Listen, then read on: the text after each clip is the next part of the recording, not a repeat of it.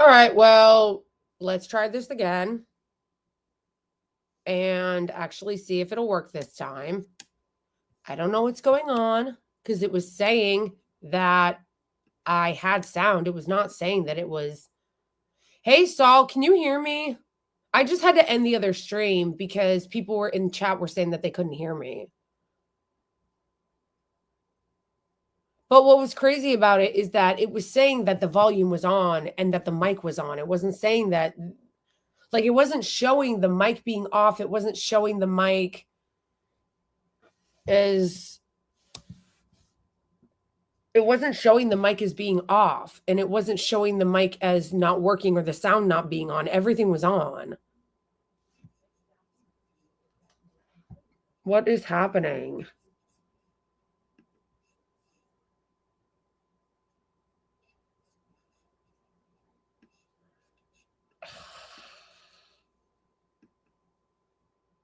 Oh, it is? You can hear me? Sorry, guys. I had to end. Yeah, sorry. I had to just cut off the other stream because I couldn't figure out how to get the sound back on. Oh, okay, good. Thanks, guys. I'm glad it's working. Yeah, I don't know. I don't know what happened. It basically was just not working, but everything was saying it was on. Like, there was no indication aside from you guys telling me. Yeah, there was no indication aside from you guys telling me that it wasn't on. Like, the mic was on. Everything was acting like it was working. So that's really weird. Exactly, Saul. Oh, damn it. That means my poll got ruined. I did a poll to see when you guys wanted to, for those of you who are members, do the live. And when I just deleted my stream or ended it, hopefully it's still on there. It deleted the poll too.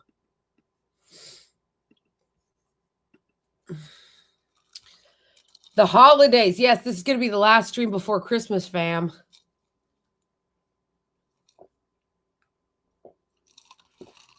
I'm drinking coffee later than I should be, but I'm very tired. I've been working a lot, so I'm very tired, and I wanted to have some coffee just to, wake it up. So, is the Discord link working? Is the question. Oh shit, I gotta update the link that I put in Twitter. I didn't update it. Whoops.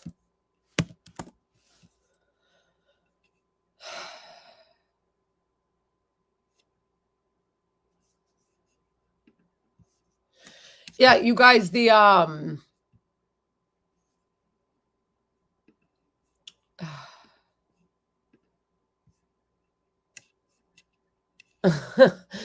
okay, I had to redo it.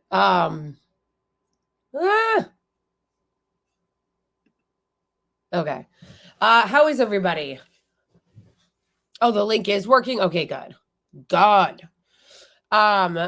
Little baby Jesus is bringing me new socks. Yeah, did you guys see the was it the Pope or in the Vatican? They put baby Jesus in a keffiyeh.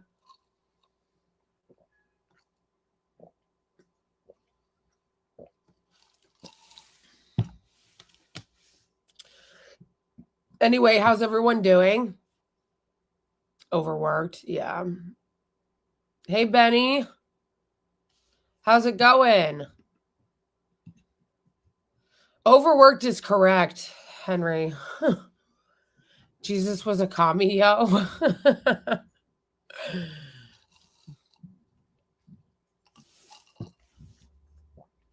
Base Pope. I mean, kind of. Yeah, there were a few things that I wanted to go through tonight that I figured that we could make fun of. I already did. Some people were saying talk about Luigi Mangione. And I mean, we can, but I already did a video on him today already and already put that on my YouTube. So it feels a little redundant. Oh, I know they hate the Pope. It was always like the Pope is great until he wasn't like overtly, like psychotically right wing. Then all of a sudden they didn't like him anymore.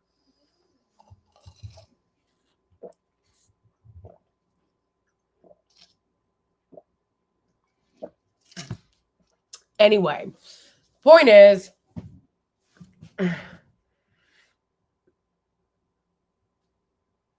Yeah, right. So, I just forgot. I just lost my train of thought. Yeah, totally, Saul. Oh yeah, I was saying I we could talk about Luigi Mangione's extradition for a little bit, but I don't want to get too much into it because I don't want to be redundant, and I already put a video about it on my YouTube and all my other social medias. So, but I do find it interesting how they made such a big deal about it. You with the facial hair. Oh, thanks. Yeah, I put it up on YouTube for like 2 seconds and then they took it down because of copyright. So, I guess you can't use it on YouTube, but you can use it on like Instagram. Like I don't know, it's weird.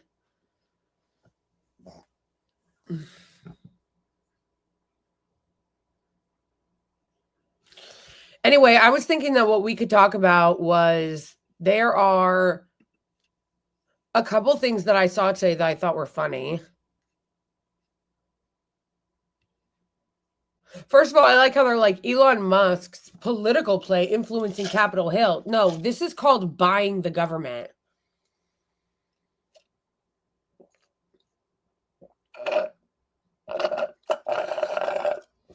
First of all, this is called buying the government. Also, the trending area on X is just rigged to say everything positive about Elon Musk. Like, you guys, this is living in an oligarchy, okay? In a plutocracy, in a corporatocracy, whatever you want to call it, that the government is being fully bought and paid for by billionaires and the wealthiest people and the wealthiest corporations. You had Elon Musk and Jeff Bezos at Mar-a-Lago last night having dinner with Trump. And then you have Elon Musk on Twitter manufacturing consent about destroying the government that he just bought. You have them manufacturing consent about the government that he just bought. And then on top of that, he rigs Twitter to have all the coverage on Twitter be favorable toward him. So like Twitter is rigged so that when you go to their trending section, it's all stories that are like positively favorable about him. You look a bit Scottish. I don't mean drunk. A bit rough. What?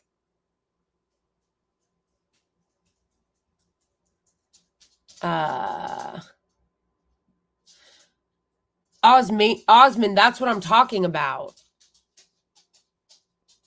That's what I'm talking about, Osman, is that he bought Twitter and then he uses Twitter to basically do propaganda and manufacture consent for himself and now for the Trump administration, because now he's partly in control of the Trump administration. So, or he's going to be partly in control of the Trump administration. So he's like bought the government and bought and paid for our lawmakers and has bought a seat at the government table. And now he's using X as a propaganda tool to manufacture consent for all the really terrible things that they're going to do during the Trump administration, like cutting childhood cancer research. Like, it's kind of amazing the way that it's going to unfold, because they're not going to cut anything from the Pentagon. This whole Doge thing where they're supposedly going to be reining in government spending, all they're going to do is cut programs that help the most vulnerable people. They're not going to cut the Pentagon, because Elon Musk is a government contractor. He makes tons of money off of the military industrial complex. So, yeah, it's crazy. Bing bong, Eugene Debs was talking about this over 100 years ago. It's bought a while ago. Yes, but it's gotten much worse. Like a lot of times people will be like, oh, nothing has changed, nothing has changed. It's exactly the same. It's like, well, it's not exactly the same. Obviously, there was always huge elements of corruption, but it has most certainly gotten worse.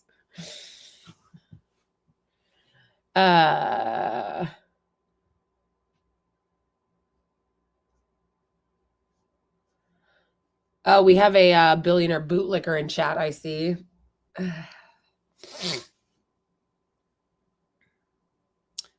Hey, Jetserman. Yeah, there's nothing more pathetic than like a billionaire bootlicker, a bootlicker to really powerful people. It's like so sad. That is so sad, Bob. It always drove me nuts whenever I tell people about this. George Carlin was warning people before I did, but everyone called us crazy. Yeah, that's true. George Carlin, oh man, everything George Carlin said continues to be so prescient and like just come to pass.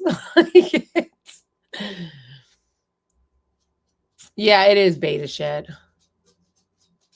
I know that's what's really pathetic about the bootlickers to the wealthiest and most powerful people is that it's like, yeah, they're doing it for free. It's like, at least the politicians, not that I want to have to defend a politician, but when we talk about politicians being pathetic simps for corporations and the rich, at least they're paid. Like they're paid to be sellout hacks. Some of these billionaire bootlickers do it for free. It's really sad. It's a major character flaw. It really is. I know, and the wealth gap has grown to epic proportions. It really has, though, to the point where it's actually worse than it was in the Gilded Age. Thank you, Perry, for the super chat. Watching Mangione perp walk today reminds me of the paintings. Oh, that's such a good point. I didn't even think of that. Turning him into a martyr. That's such a good point. Yeah, that's crazy. I know. It's amazing that they created this absurd spectacle to perp walk him today with the helicopters and the cops. And did you guys see that? What's his corrupt name? Eric Adams. Eric Adams was there, which is so funny considering Eric Adams is it's like a straight up criminal. And they're like doing all this like the whole bit to they were treating him like he was Hannibal Lecter. And yes, like Joker. Yes, exactly. Exactly. They did for fucking real though. And the reason why it's so insane, the theatrics and then perp walking him like this, like it was the fucking Joker or Hannibal Lecter, is think about all the people that commit heinous crimes in our country or terrorist attacks in our country or like domestic terrorist attacks or all the things, mass shootings that people have committed and that have never gotten this kind of treatment, never gotten this intense police presence and scrutiny the way that he is. It's amazing. It's amazing. They're showing their whole hand. They're showing like they don't give a fuck about you. They don't care. If you're the victim of what is his name? The guy that just got arrested for all the murders in Long Island. What was his name? The Gilgo Beach killer. Exactly, Osmond. They don't even get labeled that way. They don't get labeled that way. The Gilgo Beach guy didn't get perp walked like that. He killed 7 women. And he didn't get charged with domestic terrorism. Weird how they charge one person with that and do this whole fucking like Joker style bringing out the helicopters and all of the different federal agencies, but they didn't do that for that guy, for the Gilgo Beach guy. And yes, like I said in my video, that with Dylan Roof, who was the terrorist who went and killed a bunch of innocent Black parishioners as they were doing Bible study in a church. He literally said he was doing it because he wanted to start a race war. That's terrorism. And he got perp walked by 2 guys right after they got in Burger King. Never charged with terrorism, by the way. But Luigi Mangione got no spaghetti, got no pizza, got perp walked today in the manner that they did and got charged with domestic terrorism. Like they're giving the whole game away. They're giving the whole game away. They don't give a fuck about regular people. If you are terrorized by our system, if you're terrorized by your kids not feeling safe when they go to school, because they're going to get terrorized by lunatics who go in and decide to do mass shootings at their school. No one cares about that. You're not going to get charged with anything like that. The guy that went into the Tops grocery store, that racist who went into a specific Black grocery store to terrorize Black people and shot only Black people in the store, that wasn't, he was not charged with terrorism. Neither was the guy who did the Walmart shooting in El Paso a couple years ago. That doesn't terrorize people, make people afraid to go to Walmart. Make people afraid to go grocery shopping, make Black people feel afraid. That's weird. I didn't see a bunch of laws getting passed and a bunch of people getting charged with terrorism when Black people were getting killed and terrorized. How come we're not doing anything to make them feel safer in the community? Or the children at the schools? I mean, it's a joke. It's an actual, this country's a joke. Hi, DG. Guys, make sure if you are watching this, wherever you're watching it from, to subscribe. If you're watching from YouTube, subscribe to YouTube. We are trying to go for, we're trying to get to 20,000 before the end of the year. And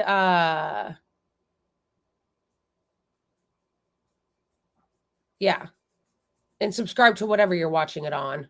And if you can, if you're able to, subscribe to become a member at either Ko-Fi or become a patron or join the YouTube member team to support the channel. Or you can just donate to Cash App or Venmo to support my work. Or you can send me super chats during this live and I'll read your comment when you send it. Thank you. Love you all. That's the plug. Let's move on. Yeah, exactly, Henry. Can I exactly. Can I report Aetna for terrorism? No, but for real though. For real.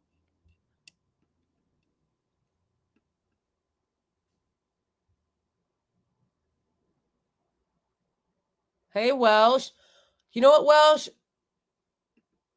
Did they let you back into the Discord?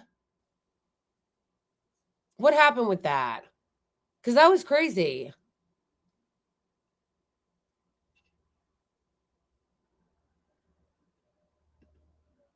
You didn't get a Patreon notice. Oh my gosh, did I not set it up right? Did I not set it up right?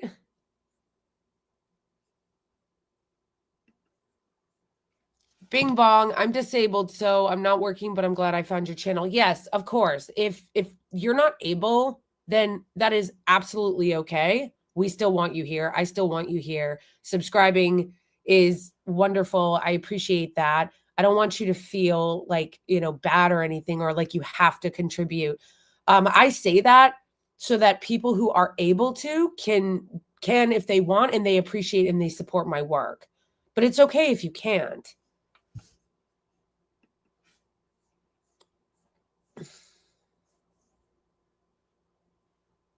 No, but like they did not. Oh my gosh, I don't understand. What is happening? Hold on.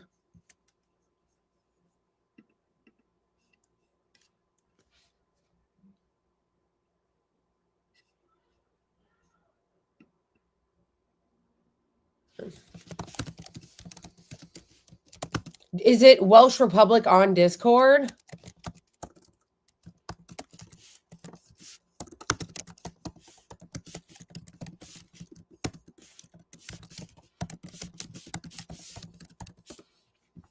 All right, I'm asking now. Okay, Luigi is such a perfect name for me. Yes, it really is. It really is. Especially since so many amazing memes have come out of it. Like, did you guys see there was like a video that somebody, I retweeted it, but then again, I tweet a lot, so you probably missed it. Like I tweet a lot. But it was a video that somebody had projected onto like a, what do you call it? Somebody had projected onto the bricks, like of a wall, like a brick wall in LA. And it was like Luigi Mangione, but like in the video game, like in the Mario video game, which was kind of amazing.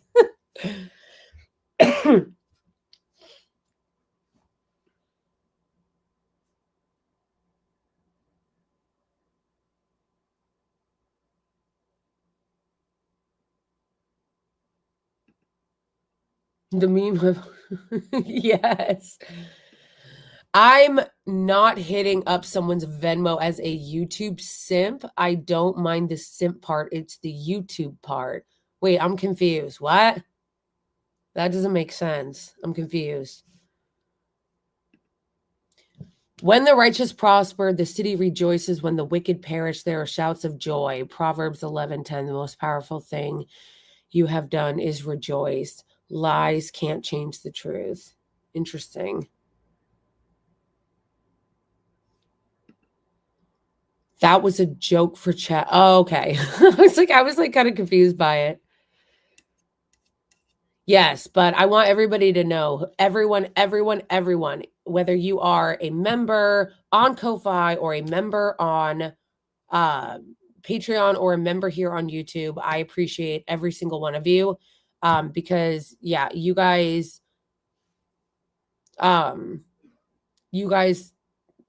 sorry, the chat is running fast and now I can't keep up. Hold on. No, like YouTube gets a cut based. Yeah, they do. They do. They're annoying. They all take such like a large amount. It's so rageful. That's why I like Venmo and Cash App because they don't take it.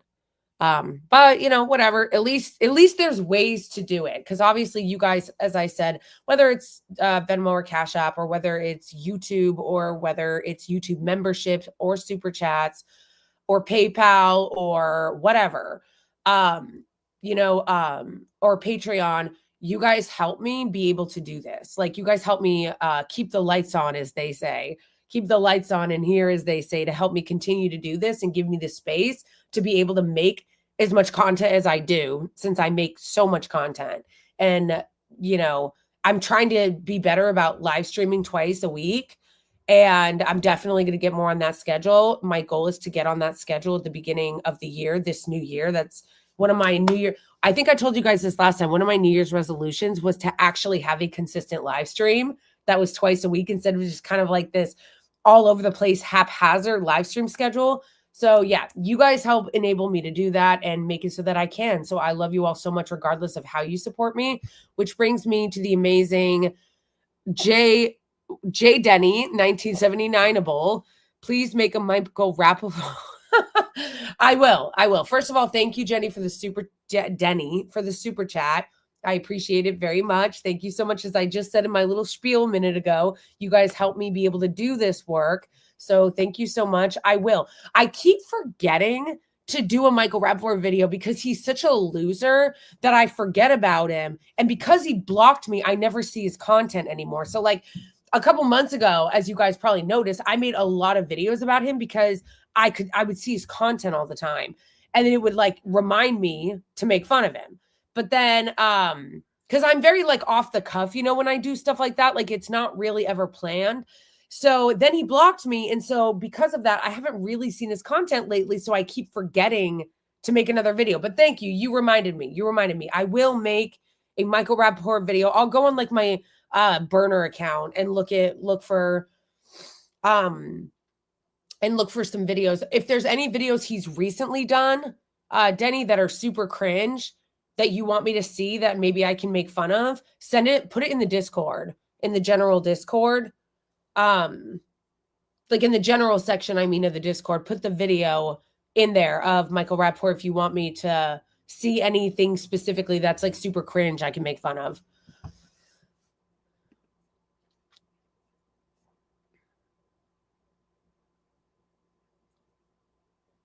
Wait, what happened? Oh, am I missing something?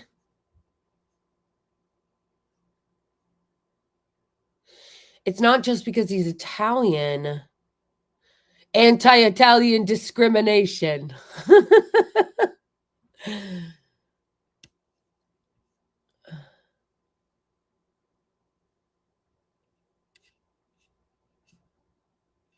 Wait. Yeah, but you know what's funny, though, is that it's all grassroots because the media is trying so hard to demonize him. The media is trying so hard to like black him out, not let people see him, try to make him look bad and scary. Like all the media is doing that. So like the actual like PR that has been generated for him has been completely grassroots.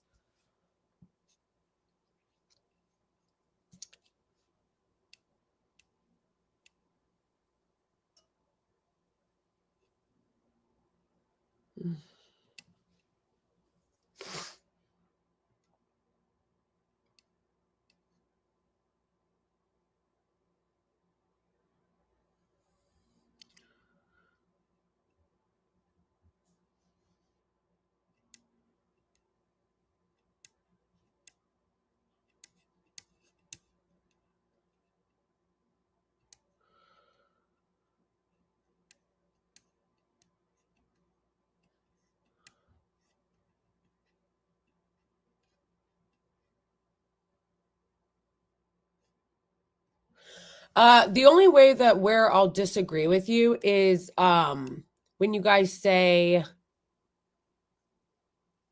that it's like giving this guy clout. No, no, no, no, no. It's not giving him clout. No one, he's a giant loser. It is always a good thing to make fun of these people because they think they do damage because they're paid to do really harmful propaganda to dehumanize Palestinians. So I think it's always a good thing to make fun of them. They deserve to be mocked.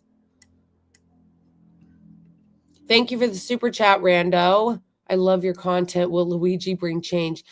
Maybe, but not in the way I think a lot of people think. I think the crackdown actually is about to get a lot worse, honestly, because they're scared. And what happens when people are scared? Authoritarians are scared. They crack down even harder. But I think that it's not going to work. I think it's not going to, the reason why I don't think it's going to work and people are going to continue to fight back is because honestly, you guys, the income inequality and the brutal nature of late stage capitalism that we're living under, what he was responding to is going to get worse under Trump. It is not going to get better. So they're going to do everything they can to clamp down on the response to Luigi Mangione. They're going to do everything they can to crack down on American citizens and our liberties. They're going to do everything they can. They're going to do everything they can to crush this moment, right? They will. They will do everything they can to crush this moment. But the reason why it won't totally go away is because you can't gaslight people out of the pain that they feel.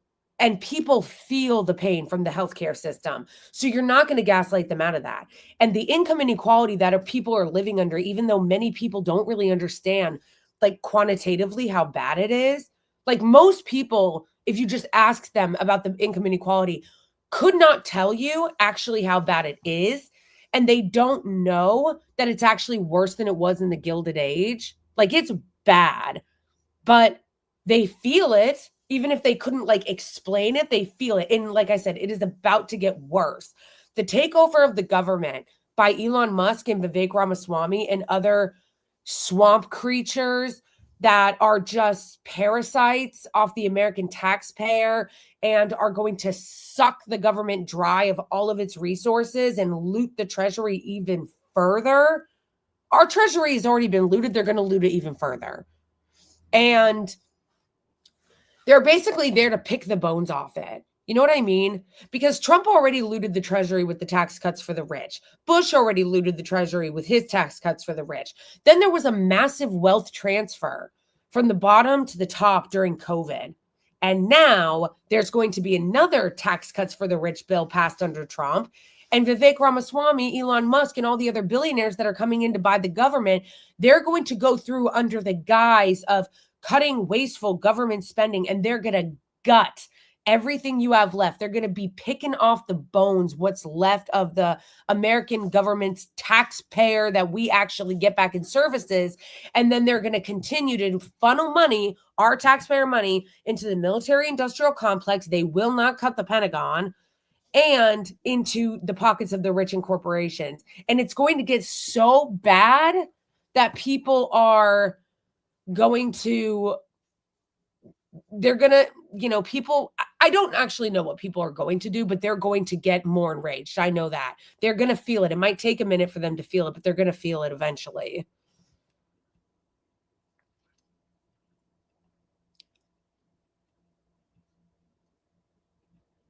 Yeah, I also like how they say, oh, the reason why we're charging him with terrorism is because he made people afraid. Who do you make afraid? That's your bar? Well, who do you make afraid? He didn't make New Yorkers afraid. New Yorkers are making shrines to him. Who did he make afraid? You know who made people afraid? You know who made people afraid? Dylan Roof. You know who made people afraid? The loser that went into the white supremacist loser that went into the Tops grocery store and killed a bunch of black people in an act of terrorism. That made people afraid. You know what makes people afraid?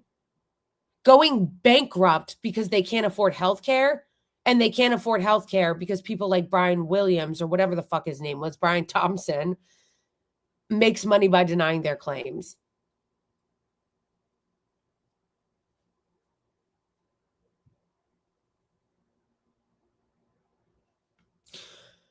Is that maybe why there's cop cities are all being put in place? Exactly. That actually is why. That is why, because they know the crackdown is about to get really brutal. So that's one of the reasons why they're putting those cop cities all over the place. Notice what they don't invest in. You know, they don't invest in anything that would actually improve your life, but they always increasingly invest money into the military industrial complex and to cops. Why are they doing that? They're doing that. They're doing that because they understand. They're not stupid. They understand what's happening. They know that the gap between the rich and the poor are growing ever more wide, and people are getting sick of it. People are getting more and more angry. People are getting more and more enraged. So in order to do this authoritarian crackdown that they want to do, in order to succeed with this authoritarian crackdown that they want to do, they need to have their ducks in a row.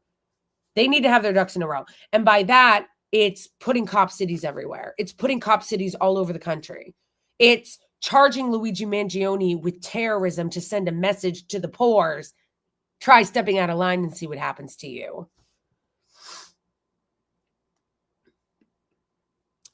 I heard there are around 150 cop cities being constructed. Yeah, true.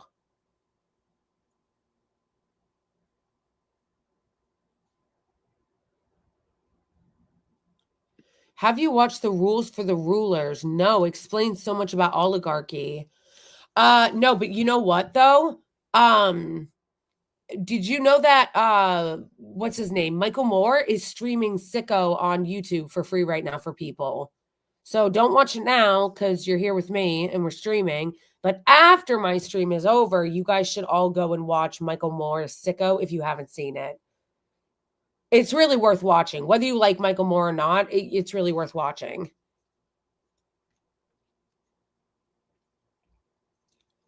Oh, you're right. Thank you, Osman, for reminding me of this.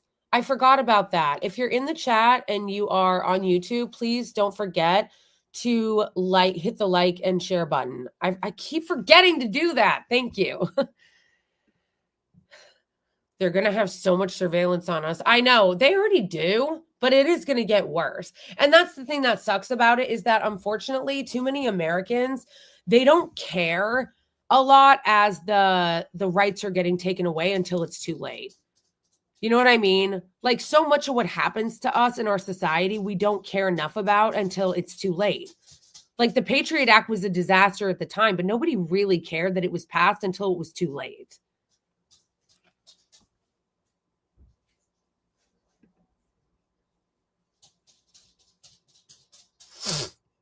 Wait, what was the name again of that documentary?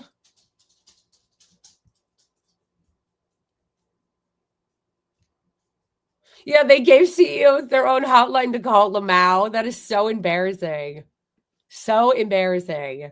So ridiculous.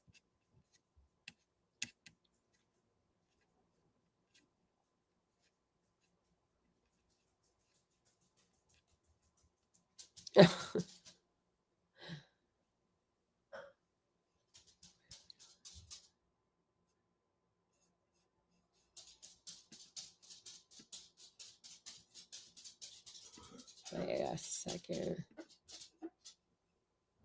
Sorry, I was looking for the name of that. Somebody put the name of that.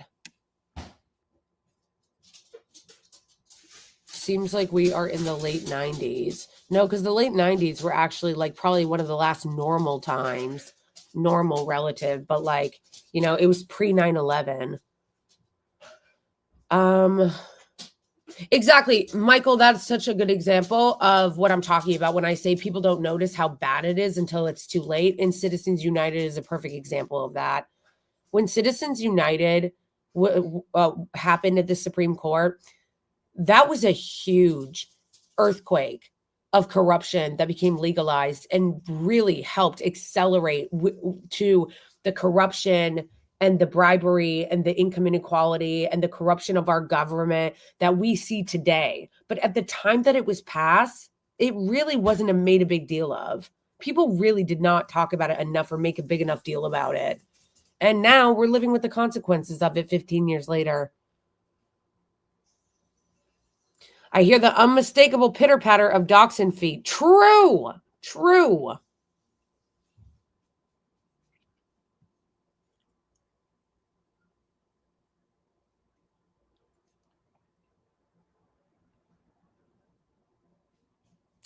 Yes, it is. Is the movie about health insurance about Michael Moore? Yeah, it is. Wait a second. Somebody put another recommendation for another documentary about oligarchy in chat. Do you guys remember what the name was? I can't find the comment now.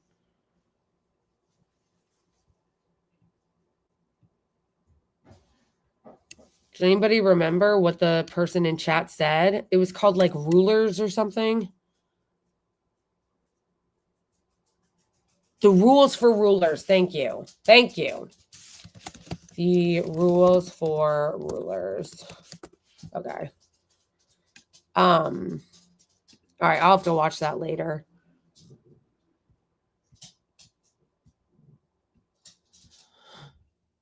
Yeah, the surveillance is way better. And yes, the corruption did start in the 1970s. That is true. The bribes. But as I said earlier, it has accelerated. I mean, Citizens United just exploded it.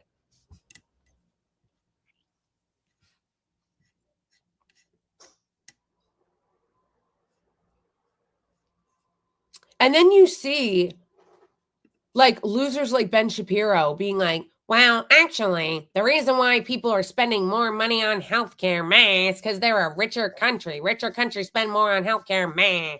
And then you look at the chart, and even among the richest countries, the United States is in the chart like way the hell up there. Like it's so embarrassing.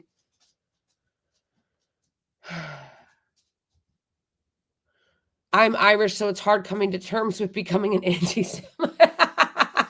Honestly, you guys should be wearing it as a badge of honor. Literally, at this point, calling somebody an anti-Semite is basically saying that you guys stand on business for human rights. So if those genocidal lunatics are calling you an anti-Semite, it's it's a compliment.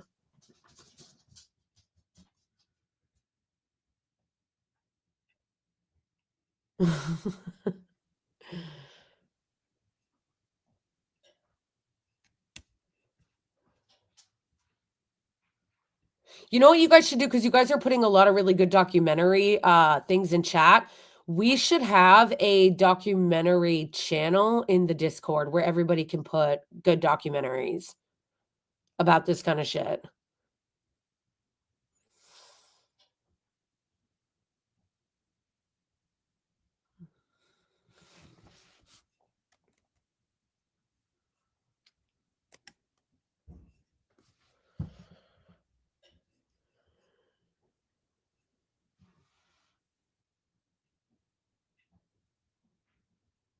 Yeah, it's actually crazy.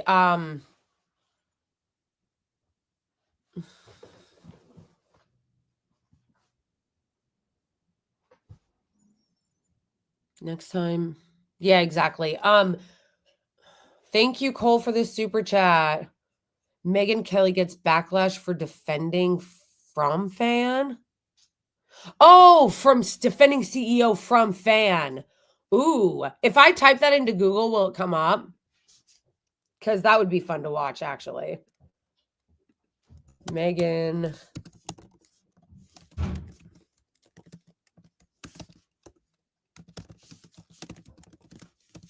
That's how you know that none of them are on the right side. Yeah, see, when I Google this, all it shows is her attacking the people who are opposing the healthcare system. None of them are actually like criticizing her. But that's how you know that these people are such frauds too, because none of them are on the side of the people or against the healthcare. None of them. No one in the media, but even no one in independent media that's right wing is like against the healthcare companies. You'll notice that, right? I hope everybody notices that. There is no one on the right, not even the alternative media people on the right. None of them are opposing the healthcare companies. None of them are taking the side of the people in this case. I mean, that really should tell you everything you need to know. When it comes to the right wing and their fake populism,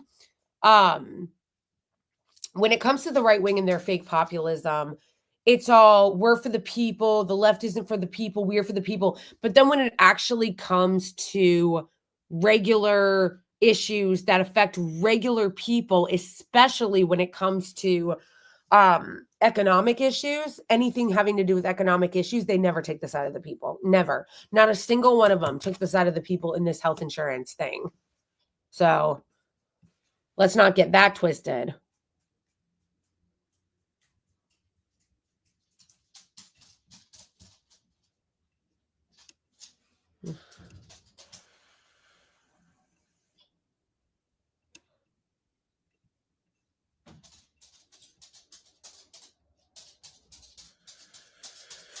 Oh, yeah. Will it allow me to post a link to Discord and chat?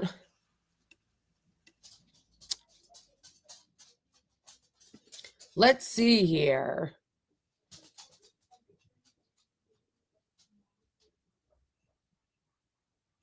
All right, I'm going to see if this works.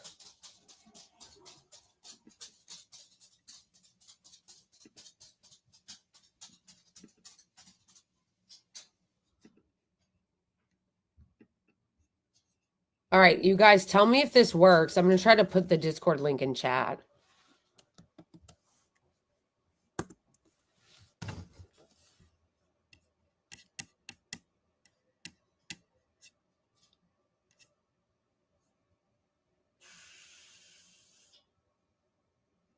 Awesome. Always knew the right since like a decade ago was full of shit. They just know how to use people's fear against who they deem. Exactly. I think one of the things that really bothers me about how people fall for it is no one ever notices, it seems to me, that the whole populist shtick is a scam. Like, it drives me crazy that no one seems to notice that. Like, okay, I was talking earlier in Discord about watching the video from Pierce, but do you condemn Hamas Morgan, where they're talking about this, and they're talking about, you know, the why I left the left people. They had like Rave Dubin and that one PragerU chick that like also did the why I left the left routine. And one of the things that really annoyed me about watching it is you never see people comment, you never see people call out the fact that they don't have economic populism. There is no populism on the right wing. They say that they're populist. They say that they're anti-war, but they're not. They're all Zionist lunatics who love the Israeli regime's war on Gaza and their expansionist war into Lebanon and now fucking Syria. They love it. They're not populist at all. They're not anti-war at all. And yet, they keep getting away with it. No one, like, it drives me crazy. No one calls them out to be like, what economic populism? Like, we should watch it so we can make fun of it. But it really actually drives me insane watching these kinds of debates, right? Watching these kinds of debates like on Pierce, but do you condemn Hamas Morgan? And they're talking about the new right. And they're talking about the new coalition and the MAGA right and how it's a new day in the Republican Party and how it's a new day for the right wing. No, it's not. It's the same old tired Republican strategy, the same old Republican playbook, tax cuts for the rich, deregulation, and looting the treasury for the rich and the oligarchs. It's the same shit. It just has a different face on it now. Like, Make it make sense to me. Make it make sense to me. Like the same shit over and over again. It's just tax cuts for the rich, deregulation, and looting the treasury on behalf of the rich and corporations. And then they turn around and they go, it's a new day in the Republican Party, you guys. We're populist now. How? Where? Show me. With what policy? Show me. What policy is populist?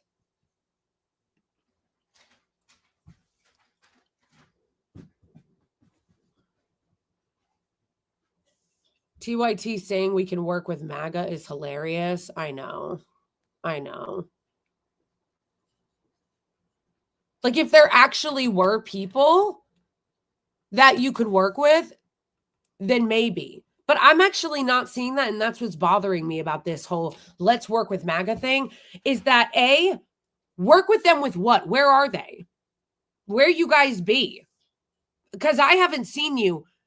Let me be clear. I don't oppose on principle working with MAGA on anything just because they're MAGA. Like, I'm not saying that. I'm not saying like, oh, this is leftist purity. You can only work with people on the left. No, if MAGA were serious about being anti-war and actually started fighting back and there was backlash against the Trump administration for, let's say, I don't know, putting Mike Pompeo as Secretary of State, having that fucking cuck for the Israeli regime, Brian fucking what is his name? What is that piece of shit's name? The one who always is choking on the boots of the Israeli regime. Brian Mast is gonna be in the head of the Foreign Affairs Committee. Are you fucking kidding me? If MAGA actually wanted to push back on that, I would be down. I would help. I would say, yes, let's do it. Take yes for an answer. But they don't. They don't. You're not seeing that pushback. That's actually what is really driving me crazy about what TYT is doing. That's what's driving me crazy about what they're doing is because it's like they keep saying, well, let's work with MAGA where they agree with us. Where? I haven't seen it. The only thing I have seen is them going on right-wing podcasts and basically appeasing the right wing or giving them credibility to say, oh, look at how crazy the left is. Giving them credibility to say, like, you know, look at how insane, you know, leftists are. No. But listen, Joey, I don't want you to misunderstand me. I'm not saying that people can't change. And that if there are people on the right who decide they want to fight on the right side, that I'm going to say no to that. Of course I wouldn't. People do need time sometimes to change. People do wake up at different paces and speeds.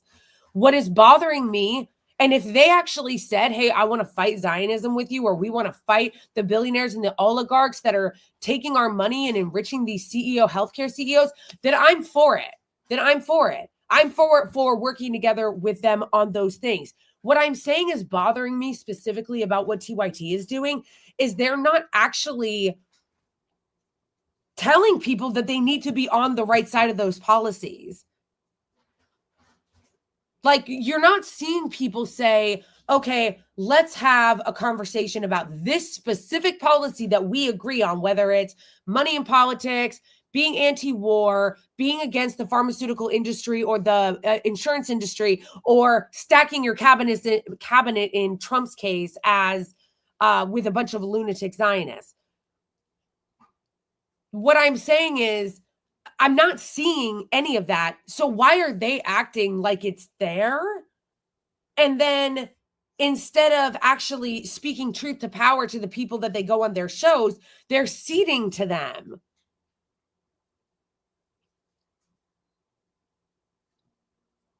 It's fundraiser time. Get your money ready for war.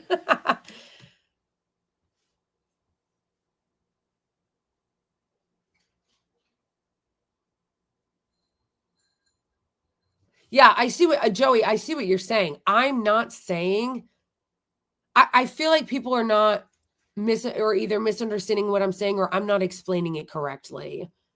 Then maybe I'm not explaining myself correctly. I'm not saying that I don't think that there are people that are conservative or would consider themselves MAGA, that are voters, that are regular people, that could be convinced to work with us on the right things. That's not what I'm not saying that they can't be.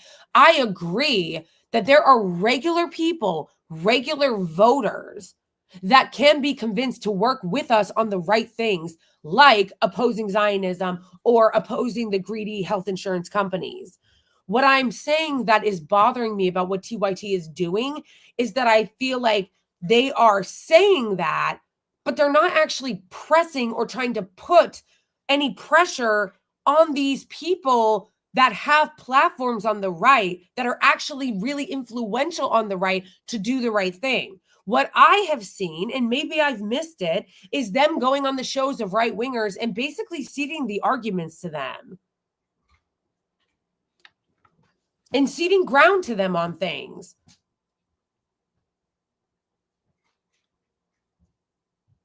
Why are most Americans Christian Zionists? Most of them aren't. They just say that. Most Americans don't even, real talk, most Americans don't even know what Zionism is.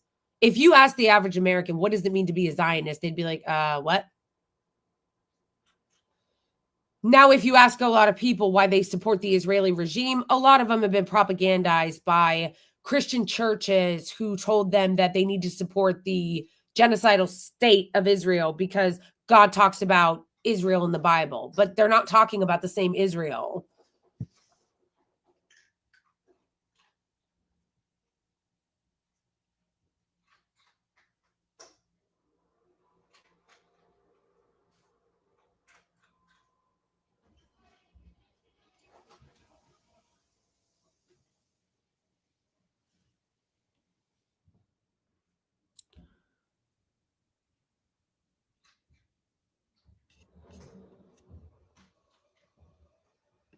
All right, hold on.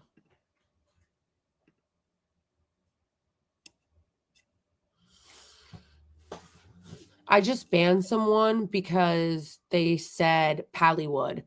Pallywood, for those of you who don't know, is the genocidal psychotic claim from Zionists that say that the Palestinians and everything they've gone through in the genocide that we have watched over the last year, be live streams in 4K on our phone, are fake. That it's somehow acting, that it's somehow not like Hollywood, hence like why it's called Pallywood. That is psychotic and something I'm not going to tolerate. Like, I'm not going to tolerate actual genocide denial from these lunatics. If you come into my chat and you use that term, you are going to get banned. Like, period. There's no warning.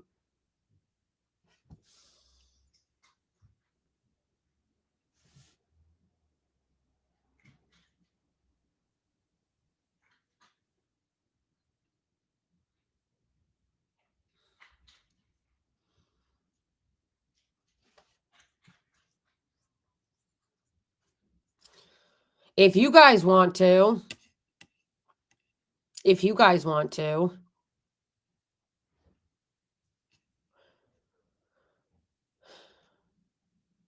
that's actually psychotic.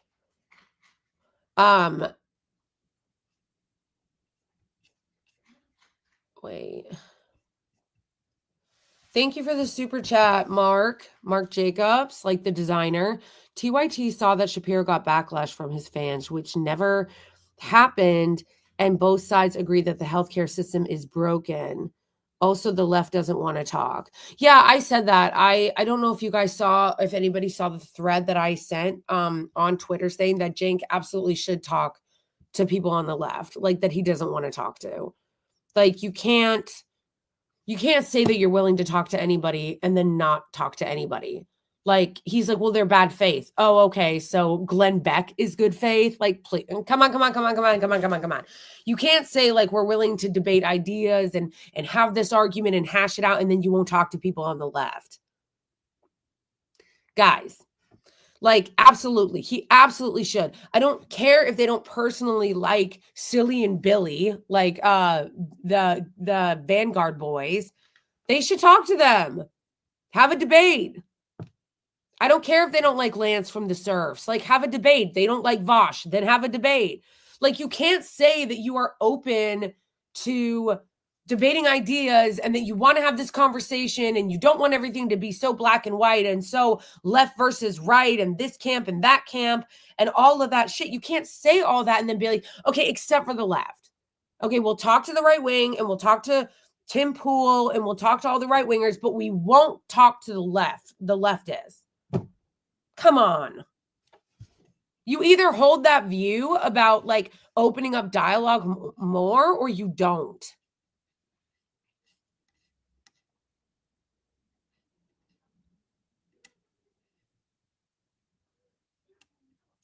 Geez, Cello man, I love what you do, flaws and all. I don't know what flaws specifically you're referencing, but I'm not going to ask for further explanation because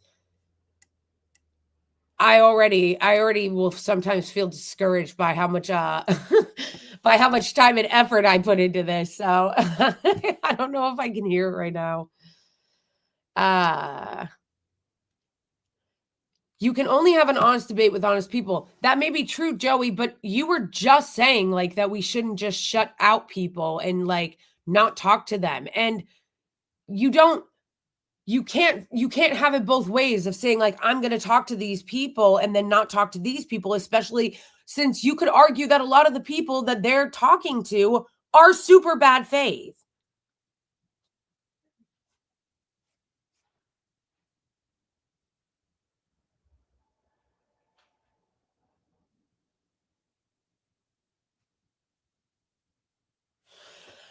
Yeah, Sam Cedar, he's another one they don't want to talk to. Like, come on.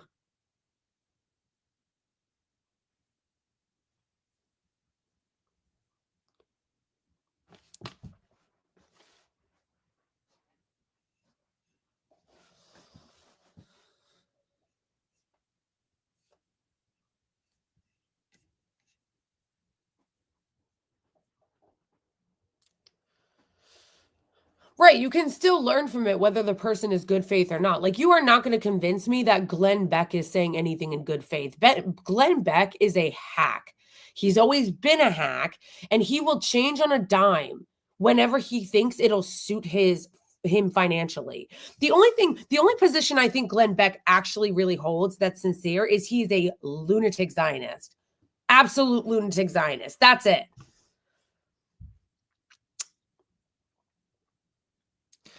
But Cenk talks to Dave Rubin the other day. Yeah, but you know what, though? I don't know if Cenk knew that he was going to be on. Did you guys notice Cenk's face when Rave Dubin comes onto the screen?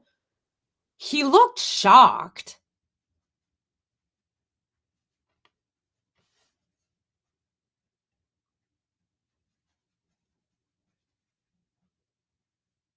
Have you seen Vosh publish horrible takes?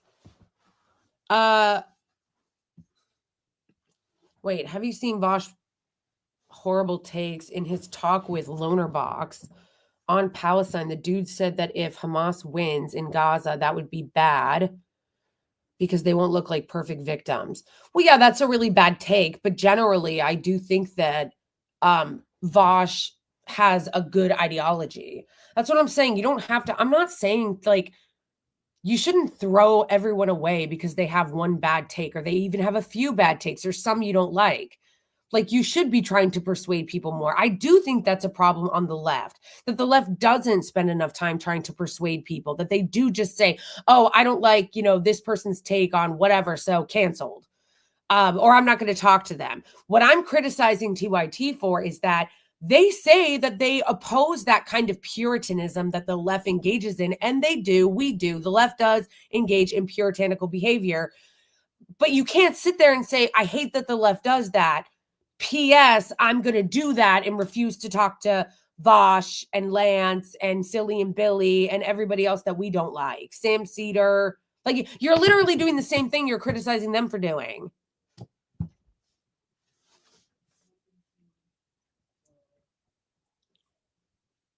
And the left is not right on everything either. That's important to acknowledge that. Yeah, I agree with that. They're not right. We're not right on everything. It is important to acknowledge that.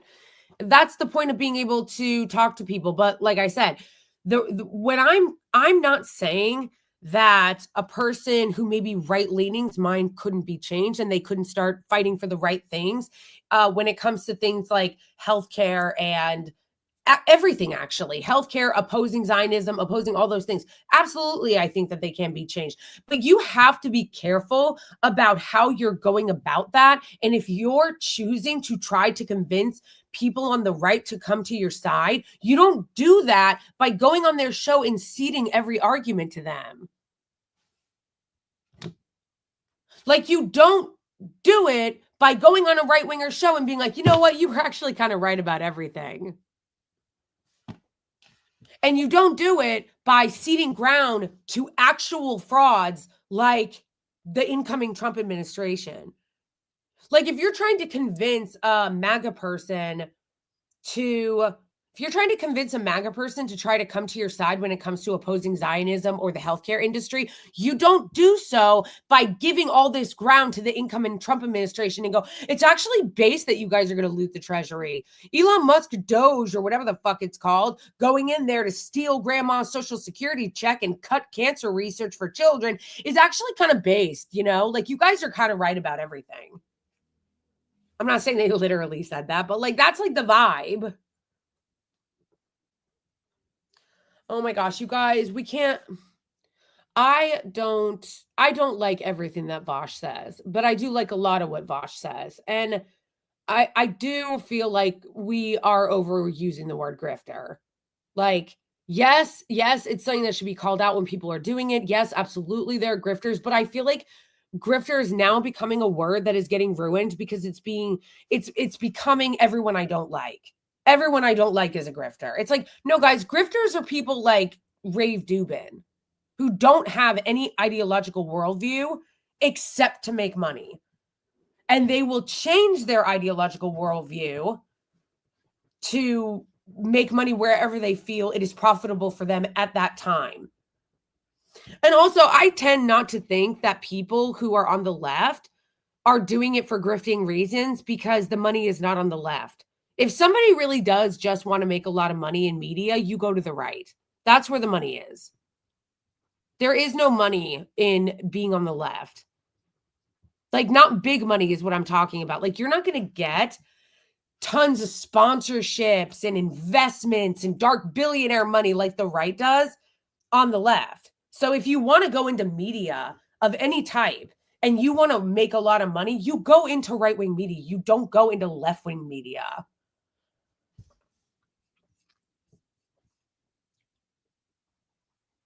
Yeah, that's an example of what I would say is something that the left has utterly failed on and been wrong about, is the constant years-long fuck white men, fuck cis men shit, because that's how we also partly lost the last election, because men don't want anything to do with the left because we alienate them.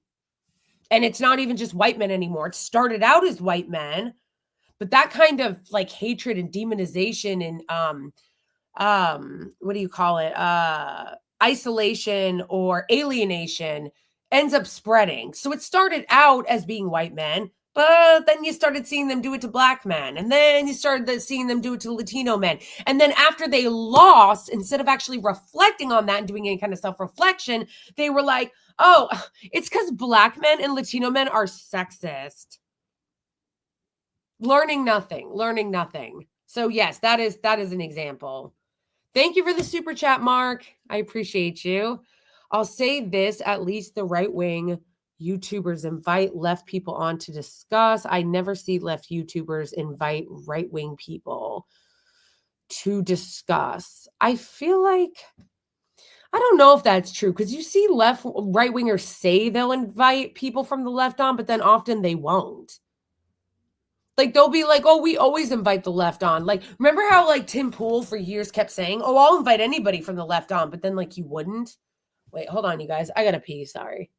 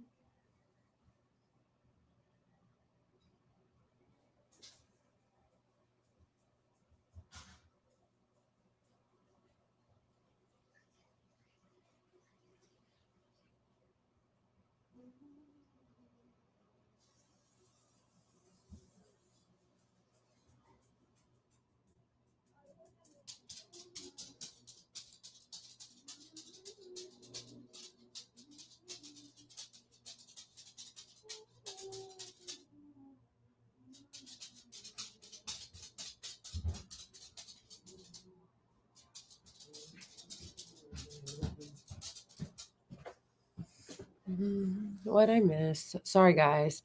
I couldn't hold it anymore. Yeah, not the best. Wait, what are you guys talking about? Unleash resistance.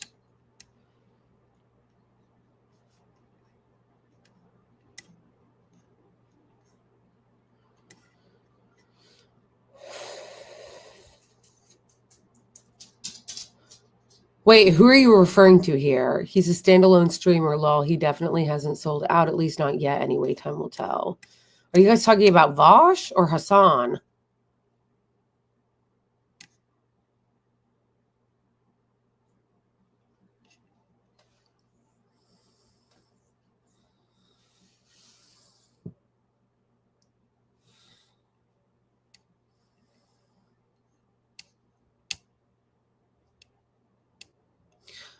I gave up debating people. I will discuss certain things. Yeah, I mean, debating oftentimes can be useless because people aren't really there to learn or to have their minds changed. They're kind of there to just get their point across. But there can be value in it because obviously people listening might be able to take something away from it, even if the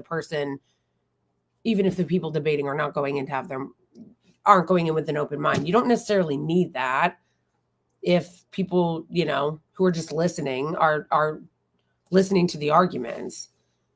It's not like my favorite thing, but I don't really like I think sometimes listening to debates can be useful, but I don't personally like debating people a lot because people are very married to their ideology, and it's almost like the more you try to debate someone out of a point, the more they double down on it and the more they dig in their heels just because they want to oppose you.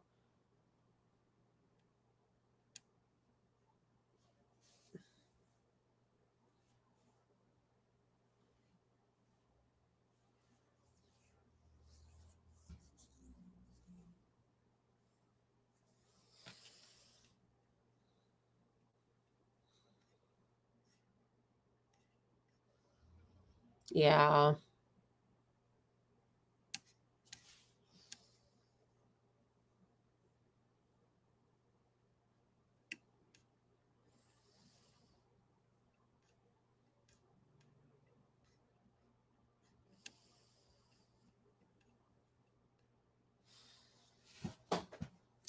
I don't know. The thing is too is that like I know that sometimes the left can be really cringe. That's why Steven Crowder ran away from a debate on H3. Yes, that.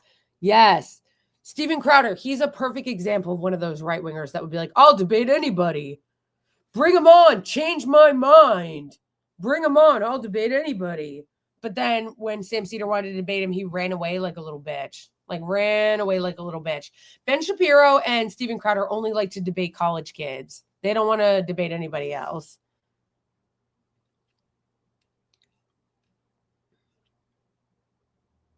Yeah, Saul, the only reason why Charlie Kirk talked to college kids is because he was afraid to debate an adult. He's like 35 and he's still debating like 18-year-olds. Because when you actually watch him in a debate with somebody who's an adult, his ass was handed to him. Like he got his ass handed to him in that debate with Vosh that was done a few years ago.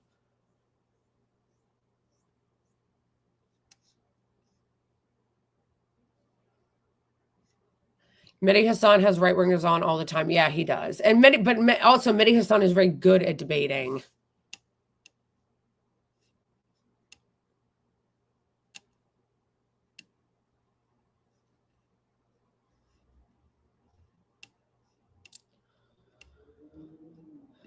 I was talking about Bosch. Okay. Get organized, find your community. We have to have good faith discussions, but I won't be looking to change people's minds. Yeah. I mean, if we ever want to be able to like actually fight back against the insanity that we're living under, this late stage capitalism crumbling empire hellscape that we're living under, then yes, we're going to need, more people. We're going to need more people on our side. We're going to need more people to fight alongside us. We're going to need more people to be willing to fight alongside us on these things. I think that sometimes, unfortunately, there are people who are on the left who care more about like the clique of it all and the club of it all than they do about actually like trying to change people's lives materially. Why can't I say that? But that's not all, obviously. There are a lot of really, really amazing people on the left. I just think it's important that we do reflect. We do need to reflect. People need to reflect on why the Democrats lost so badly, why they lost so badly, that things that they should not have lost, an election that they should not have lost. Like the fact that the Democrats are not really doing any self-reflection. They're really not. And really neither is the left. A lot of the left are just being like, no, I shouldn't say that a lot, because actually there are a lot of people on the left that are actually pointing out what the problem is. There are some, maybe I would say probably like 20%, but really it shouldn't be anybody on the left, that are like, no, like we were right. We just need to like double and triple down on what we are doing. And it's like, I think for the most part, people on the left actually have really good critiques about what happened and why the Democrats lost and what they need to do going forward to change. But yeah, there are some that are like, no, we just need to double and triple down. Like, no, we all need to self-reflect. We all need to self-reflect. The Democrats lost, and they lost key demographics that they should not have lost in an election that they should not have lost. So there needs to be self-reflection on that, but it doesn't look like there is. It seems to be a lot of more cowbell, because I'm sure you guys saw, I don't know if you saw my video on it, but I'm sure you've seen other people talk about it, that AOC ran for chair of the House Oversight Committee, and Nancy Pelosi, the octogenarian with a broken hip, lobbied from her hospital bed to get 75-year-old Jerry Connolly to be the House chair. Like, tell me you're not serious about any kind of reform or self-reflection without telling me. Because you basically just confirmed every criticism that people on the left have been making about you, that you guys are a top-down, undemocratic gerontocracy that cares more about your donors and your seniority than you do about getting anyone fresh and new in the party to lead it. And that you hate the left so much and you hate progressives so much that instead of actually embracing AOC to be the chair, the way that the right embraces crazy Marjorie Taylor Greene, they tell her to kick rocks and make sure she can't be the head of it. I mean, again, that is a party that does not care to change, want to change, have any interest in self-reflection at all.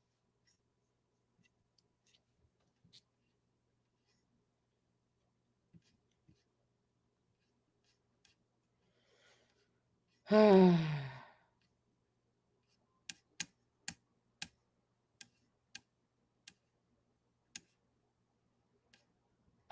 do I feel about Candace Owens? Not a fan. Not a fan, folks. Thank you for the super chat, Henry.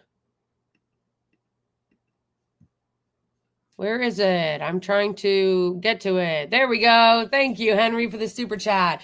They want us to at each other's throats. They want us divided. We need to unite along class lines. It scares them. Yeah, exactly. I agree with that. I agree 100% that we need to align on class lines.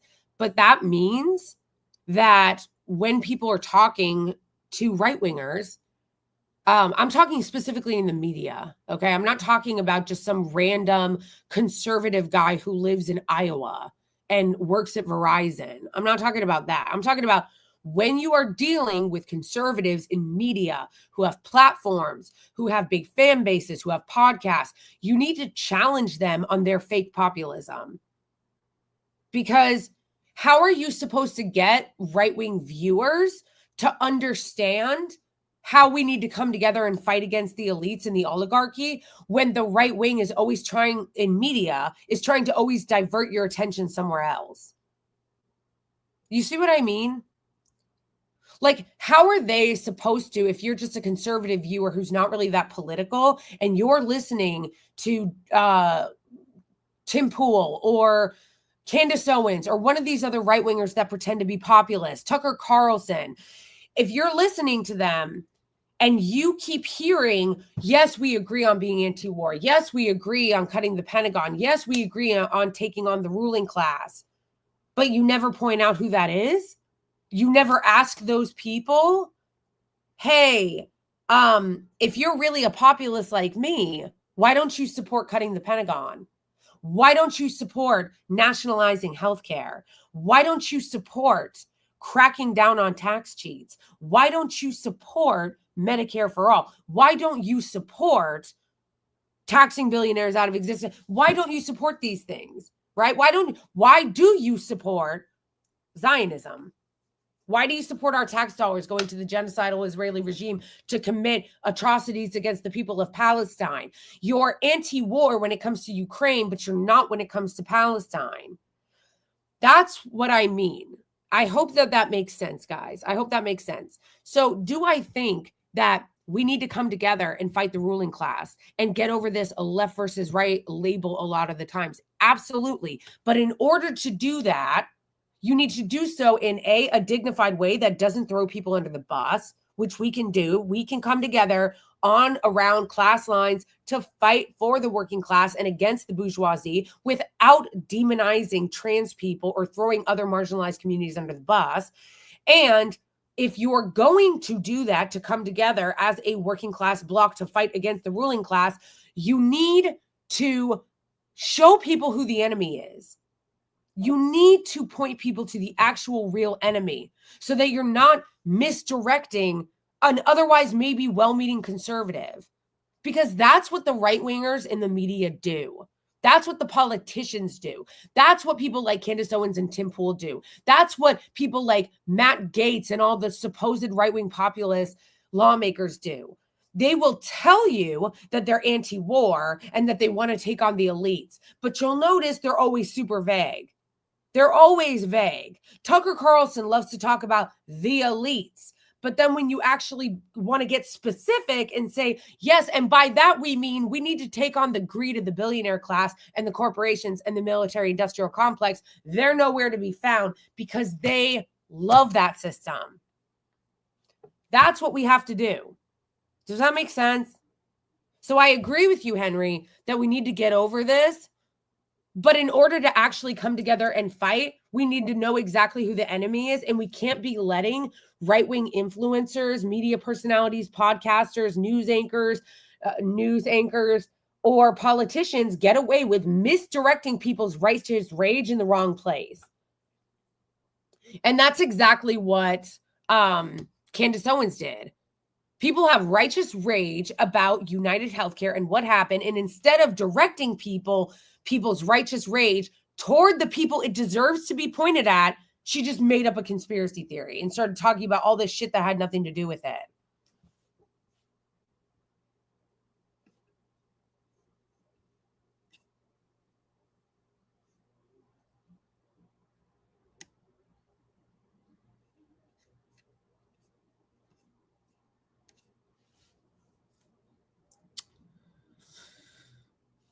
I thought I was going to show something else.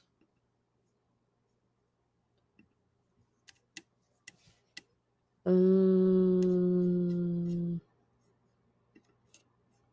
thought I was going to share something else.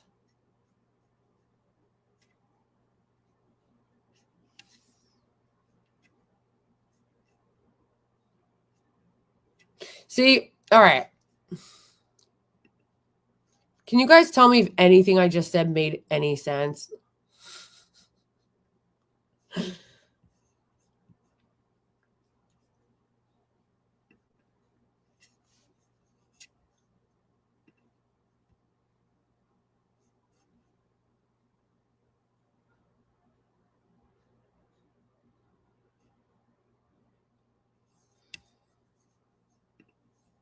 All right.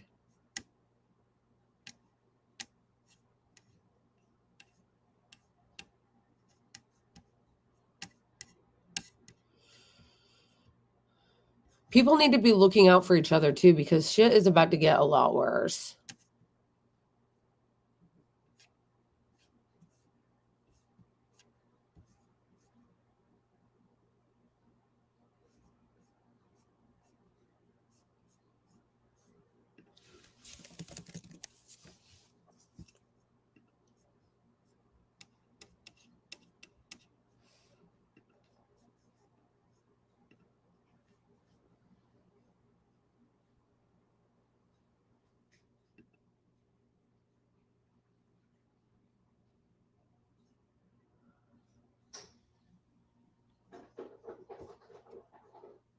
Well, the first thing you have to do, Sloan, is point their anger at the right source, where it belongs.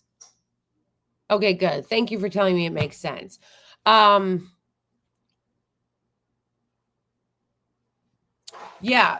thank you. Because I know I was kind of all over the place, but I was trying to make the point that we need to make a distinction between voters, people who are uninformed maybe, or maybe just don't pay attention, voters, and the people that are in power that propagate these messages. And that includes presidents, media personalities, podcasters, politicians, all of them. They are constantly misdirecting people's righteous rage at the wrong thing when there is an enemy, and the enemy is the ruling class. And it's not a vague, amorphous, oh, they're a ruling class somewhere in like, the Alps, like it's a very actually specific thing. And people's rage needs to be directed at that. So that's step one.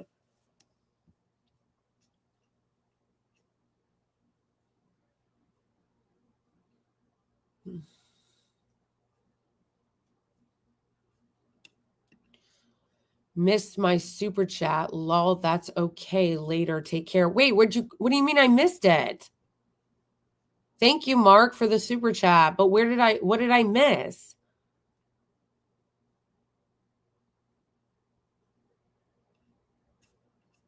Oh no, did I miss a comment?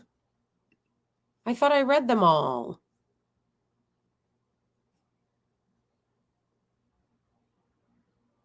Oh, I see it, Mark. I'm sorry, I didn't see. Okay, I got it. Here it is. Did you leave yet, Mark? Leftists like Brian Tyler Cohen and Midas Touch keep saying that Kamala did nothing and blaming voters and saying Biden did a great job. LOL. LOL. Okay, well, I don't know if Mark is still here, but Brian Tyler Cohen and Midas Touch are not leftists. Those are, and I'm not just saying this like, well, they're not leftists. Like, they're liberals. They're liberals. They're not leftists. And I know that may seem like a stupid distinction or like not a big deal to distinguish, but they're liberals. And that is the reason why they are making all those excuses for Kamala Harris and the Democrats. Because all the Democrats that are doing this it's so embarrassing. It's so embarrassing. It's like, take responsibility for your loss. Take responsibility for the voters rejecting you. Instead of saying that Kamala ran a flawless campaign and just blaming the voters or ignoring the fact that, the whole genocide thing was turning a lot of people off. Like, insane, embarrassing. Sorry I missed your chat. I hope you see this. Your super chat. I hope you see this. I know. I'm sorry, Mark. Oh, wow. Thank you so much, Cunningham, for the insanely generous super chat. Thank you. I really appreciate that. Thank you for giving the working class a voice and for always speaking from the heart. Oh, that's really sweet. From a new Electrician, thanks. There are few of us in this chat. Oh, that's awesome. I really appreciate that, Cunningham. We honestly, what we need is more electricians, like seriously and for real. Like, honestly, what happened? What happened to the electricians and the plumbers and like the maintenance people that are actually good? Where did everybody go? I feel like we do not have enough like people who work with their hands, who do these extremely important jobs, like being an electrician or being a maintenance, person who fixes things, and builders and plumbers and shit like that. Like, those jobs are so important. We do not have enough of them. Oh, International Brotherhood of Electrical Workers, the union. Okay, I'm sorry. Thank you.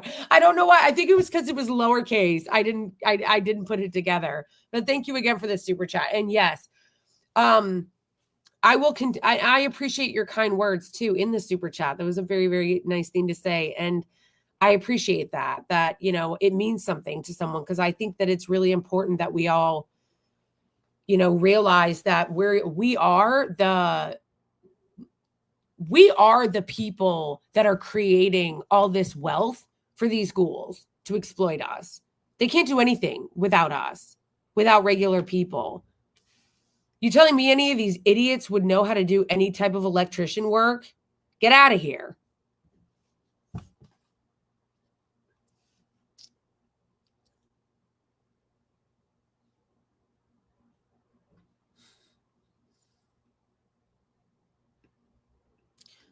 Those people are MAGA. They are the abandoned blue-collar hard worker. Yeah, and the really, really depressing part about that, Joey, and you're not wrong about that, the Democrats lost working class people.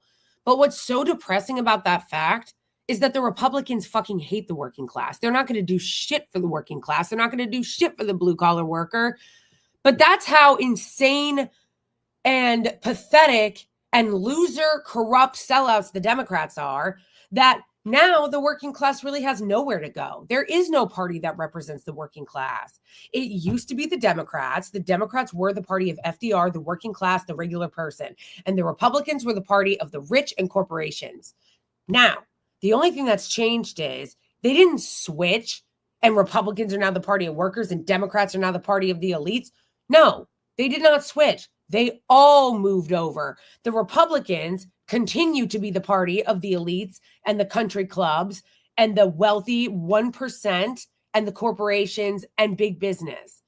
The Democrats just walked over and joined them. There's no one that is representing the working class now.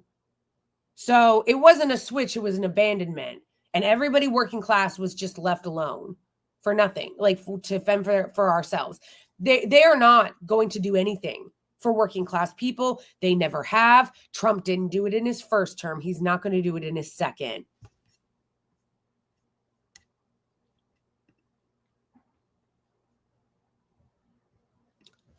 Midas Touch literally had so many clickbaity videos dunking on Trump and MAGA. Like, to me, it's just pure entertainment. Yeah, I agree with that. Midas Touch is more like a kind of like political entertainment type of propaganda network or whatever, which honestly, I don't oppose. I don't think that's bad. We need media, right? Like, media is good. It's very important. That kind of, the right spends billions on that. Zionists spend billions on that to do propaganda for, the Israeli regime. So I'm not saying it's like bad to have media. Like, if they want all their content to be dunk content, like, cool. We need different people doing different things, right? And when it comes to media, you need different types of media doing different things and spreading the message through various avenues of media. You need them, you want them to be spreading all kinds of different media using different tactics and different like venues and different ways of doing it. But you don't. So even if it's just a gossip channel or it's a dunk channel, like, those things are useful too, and people should utilize them. My problem with Midas Touch, like my problem is with a lot of liberal Democratic outlets, is that it's just pom-poms and cheerleading. There is no like holding the party accountable for anything.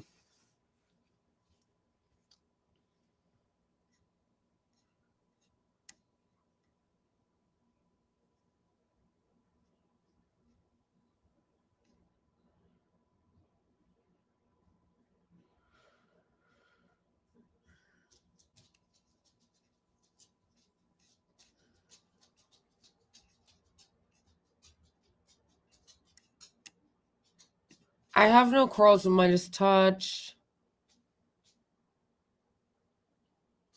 Oh, I didn't know that. I didn't know they were a group of lawyers.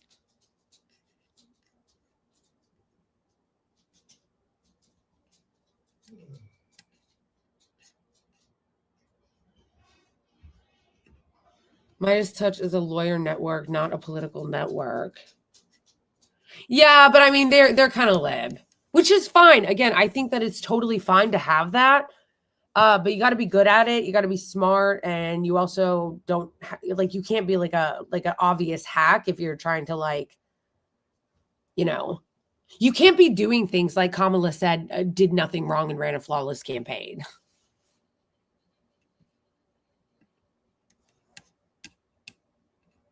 Do I have a pet walking around? Yes, I do.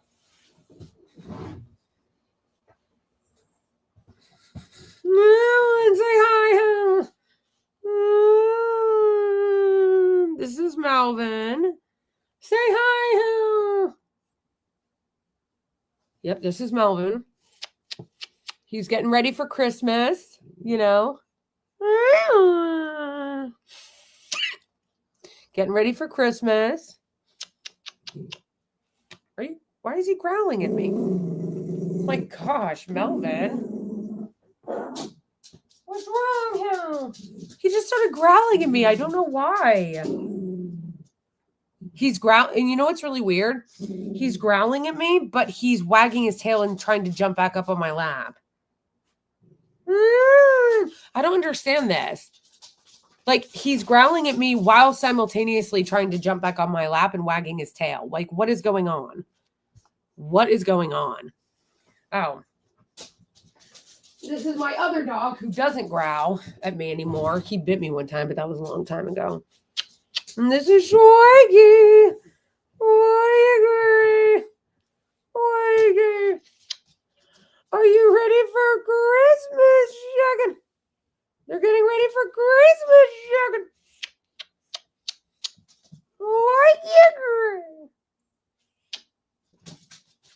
I know. Dogs are amazing. They're the most amazing thing ever. Did you vote for Jill Stein? No, I did not. He hates chat. Yeah, seriously. Oh, that one was Eggy. That was my other dog is Eggy.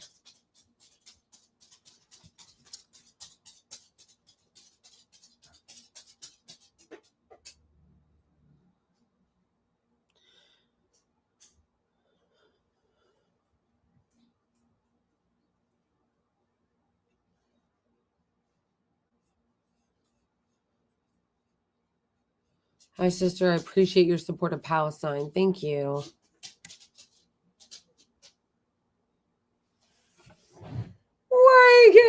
You know, it's something really cute my dog does is sometimes he'll walk over to the heater and he'll stand by the heater. It's so cute.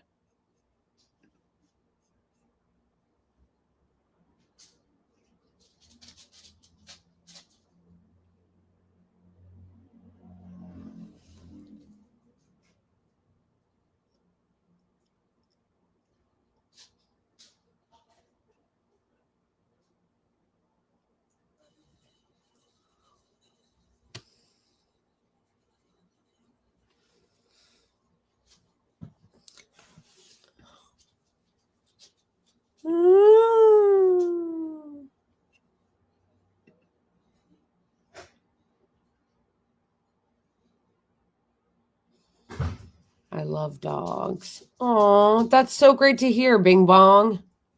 That's great to hear. I'm excited for Christmas because I love Christmas. Okay. I absolutely love Christmas.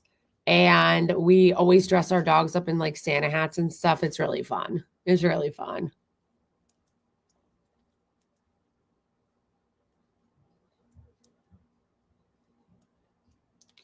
I'm a dog person, definitely.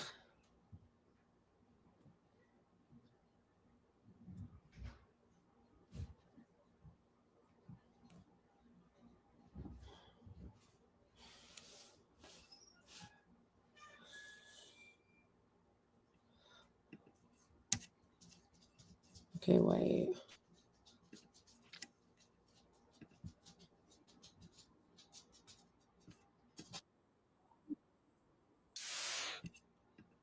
Whoa.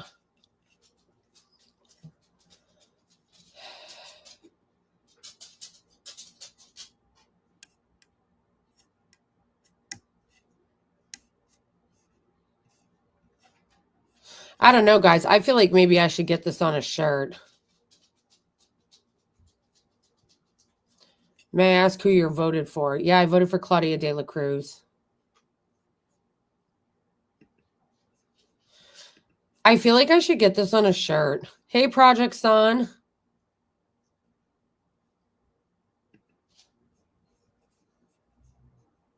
What do you guys think?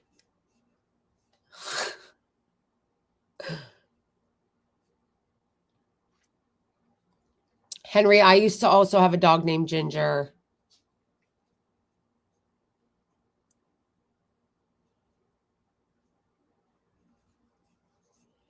I do kind of want this shirt. Can we call in? You know what?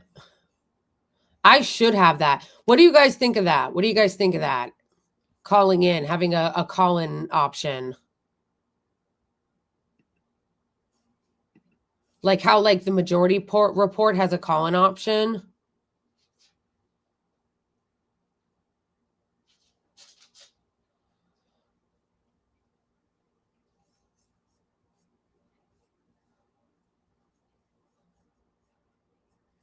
Trying to think. Hold the phone. Like yeah, like how the majority report has like a portion of their show where they let people call in.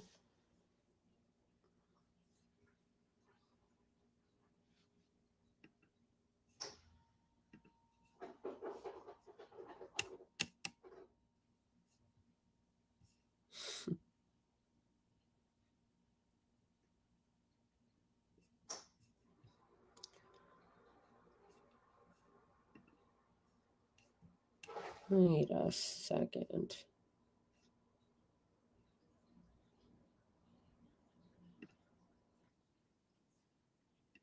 Hold on, I'm going to try to add a poll. Because my last poll got ruined.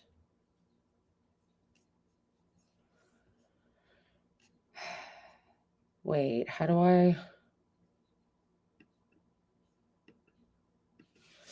Should I add a call-in portion to the stream? All right, guys, answer the poll. I just put it in YouTube.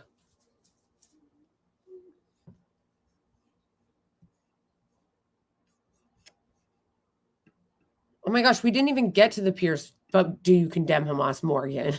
Clip.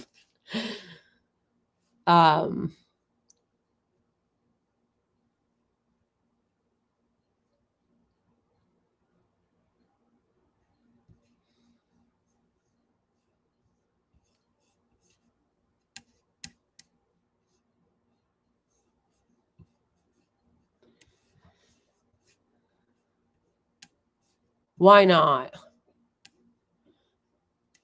How many people, random stuff, how many people do you need to have subbed in order to get to do a call-in portion? No, someone actually said no, that I shouldn't.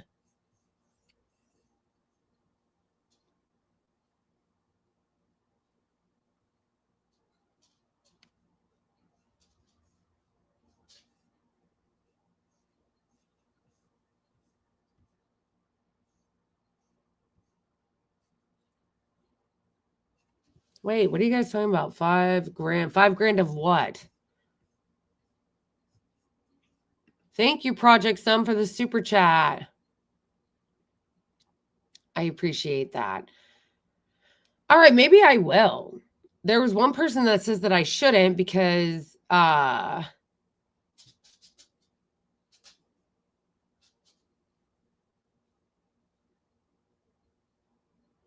Bender does it by Skype. Oh, interesting. I didn't know that. Wait, can you make phone calls on Skype? I thought Skype was only video.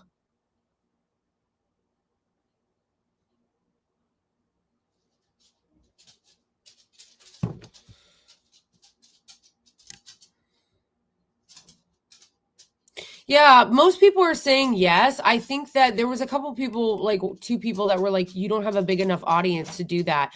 I actually don't think that you, as far as I know, you don't have to have a huge audience to do that. We're almost at 20,000 subs. So on YouTube. So if you're not already subscribe to YouTube, subscribe to my YouTube, hit that subscribe button and hit the bell so that when we do lives, it can, you'll get notified. Hit the bell for notifications on them live streams. And if we get to 20,000, which is my goal at the end of the year, why not? Why not allow calls? Oh, you can do it through Discord. Actually, I think you're right, Saul, because I think Destiny does it through Discord.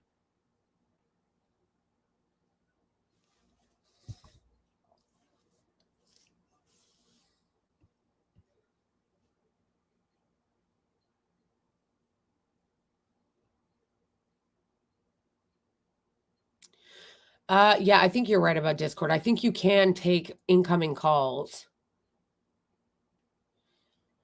What if if a Nazi calls in? You hang up. You hang up, or I don't know. If you realize that they are, you call out that they are, and then hang up. I don't know.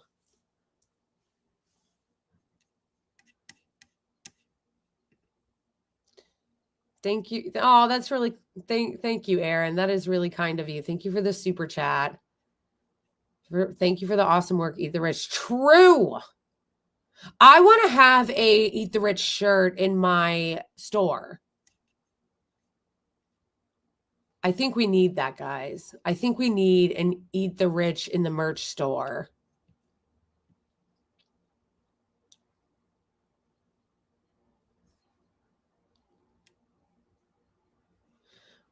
Wishing you and your family a very Merry Christmas. Thank you. It's been 3 years since I could. Oh, I'm sorry. Wait, love and respect from Ireland. Yay, Ireland. I love Ireland. Yeah. Yeah, don't forget to like the stream. Thank you, Henry.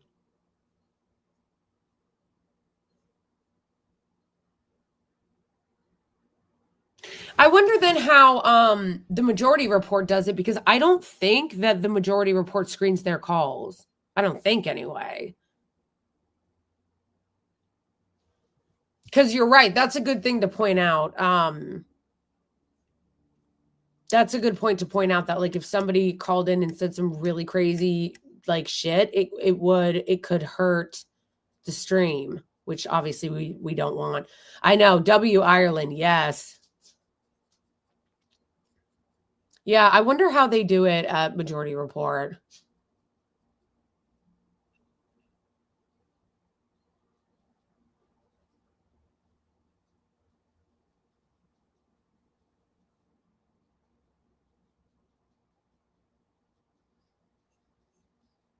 I think they do have a read of the phone number, but they don't know who's calling. And I don't think it's a regular phone. It sounds like a phone software. I used to work at this really, really horrible call center for a health insurance company. And we had like a software that had the same exact phone ring that the Majority Report has. Like when I hear their phone, it like reminds me of working at that horrible place.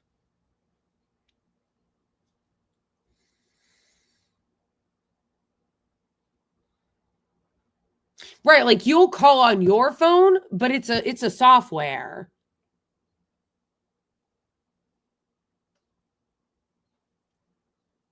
Staff equals no freedom of press. What are you talking about? I don't even know what you're talking about. You need TMR app to send IMs and call in. Oh. No, I actually don't think that's right, Donald. I think that you need the app to send IMs, but you can call in without the app, because I've called into the Majority Report before. I did a long time ago. Yeah, that's right, Northwest. It is, you don't need the app to call in. And I'm pretty sure they use a phone software.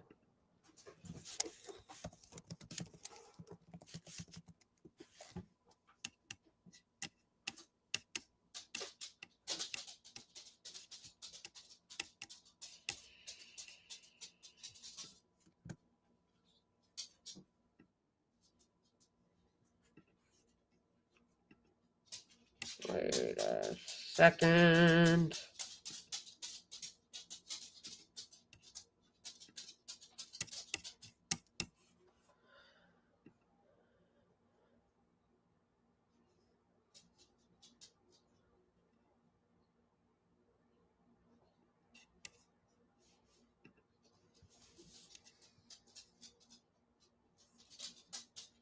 Oh, Sabby has people call in?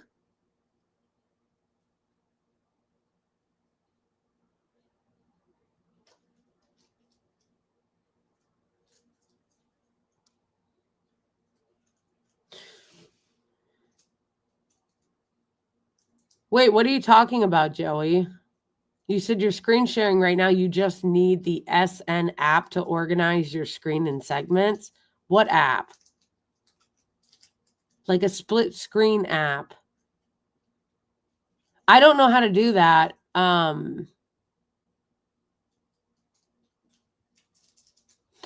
don't know how to do the split screen thing. That's why, because I also don't have another monitor. I just use my laptop. So that's why I also have to screen share. And I'm using a streaming software.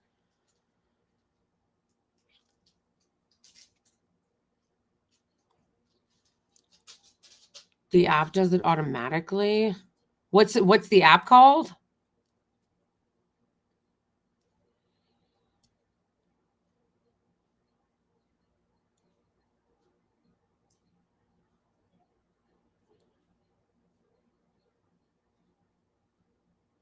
My cat tried getting in our freezer. What?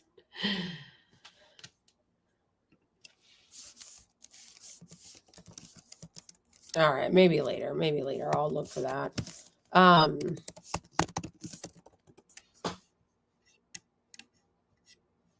Especially since Google sucks now. Like, doesn't everybody knows that now? Like, Google sucks. Sucks. True. True.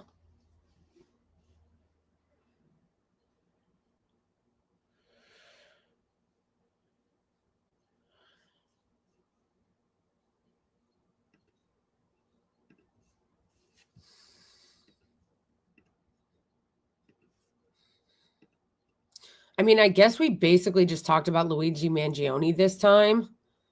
But for this stream, even though I said we could watch, or I wanted to watch I wanted to watch the Pierce, but do you condemn Hamas Morgan thing? But I guess now it's too late. Oh my gosh, it's so embarrassing. Eric Adams there. Like, Eric Adams is actually a criminal. So, like, what are you doing here? Wait, go into settings and make sure the mouse moves on both. What are you talking about, Cello?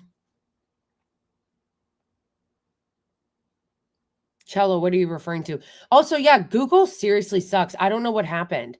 Google used to be amazing. Used to be able, in fact, Google used to be so amazing that you could literally find anything on it that it became a verb. Wait, is verb the right word? Like, you can Google something, or is it a verb? Or anyway, it used to have everything. Now all it is never anything you're looking for, never anything specific, and ads.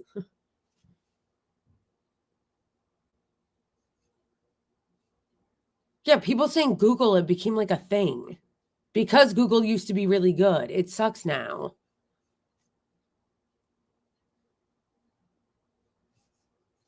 Gosh, Eric Adams, he's such a joke. Like, this is the kind of people they want you to respect. They want you to look at Luigi is a criminal, but they want you to respect people like Eric Adams. This reminds me of a tweet I saw from Hassan that I was like, this is absolutely true. Hold on.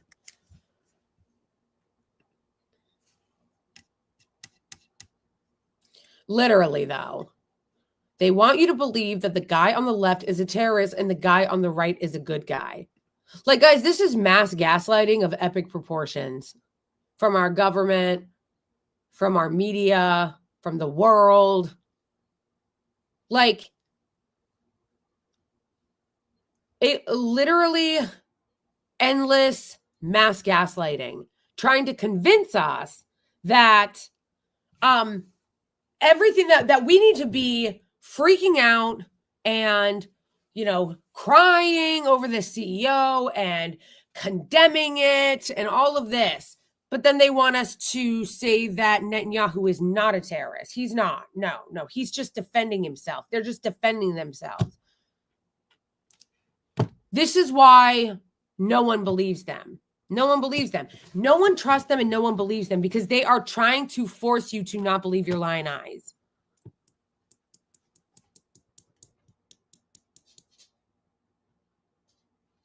I mean, seriously, though, they don't want you to believe your lying eyes. We see the terrorism from the Israeli regime and from our own country, the terrorism from our own country. But they want us to believe that these are the good guys. Insane gaslighting.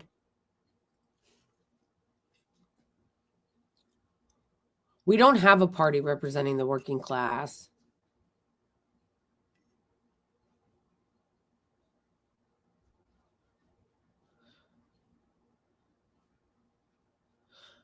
Arab the man, that is such a troll comment. Luigi is a right-winger. He's just as bad as Bibi. That's ridiculous. Like, that is a troll comment. That's not serious.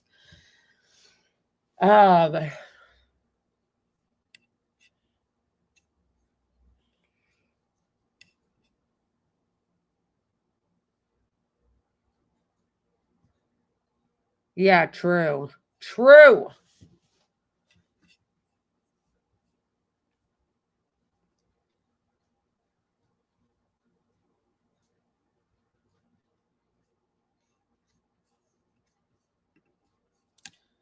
Yeah, because our healthcare system is a joke.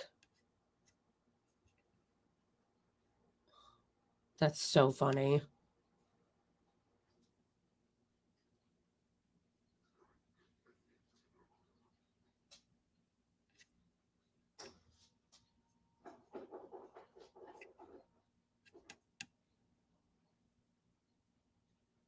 This is embarrassing that this wasn't ratioed harder.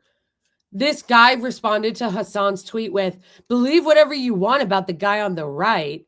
You mean Netanyahu, who's a terrorist, who's responsible for, at this point, close to 1 million people's deaths? The guy on the left is literally a murderer and you guys are simping over him, which makes y'all murderers. Is this a joke? What kind of idiot writes something like that? Is it how is this for real? I don't understand. I don't understand how somebody can be so ridiculous. So ridiculous. It's literally you're talking about Netanyahu, who actually has a warrant out for his arrest because he's an international war criminal responsible for the deaths of countless people. And this guy's crying over it and being like, think whatever you want about the guy on the right. We do. We do. He's a war criminal and a terrorist. Whoever this is a joke. Oh my gosh, what a joke. It's actually disappointing that it doesn't have a bigger ratio.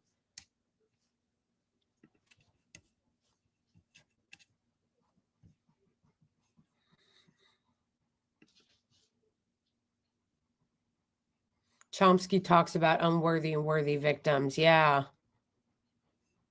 Oh my gosh, Ben Shapiro is so embarrassing. He's so embarrassing. That was actually the greatest thing. That was so much fun, watching his own audience turn on him. I've never seen that. I've never, ever, ever seen Ben Shapiro's audience turn against him or hold him accountable for some bullshit that he spewed. Usually his audience goes along with everything he says, and they were not having it. All the videos he made about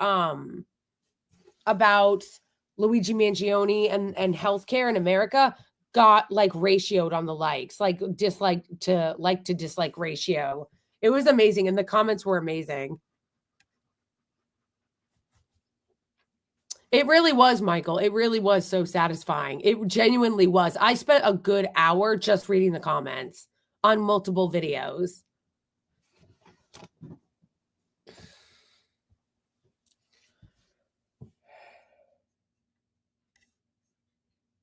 Yeah.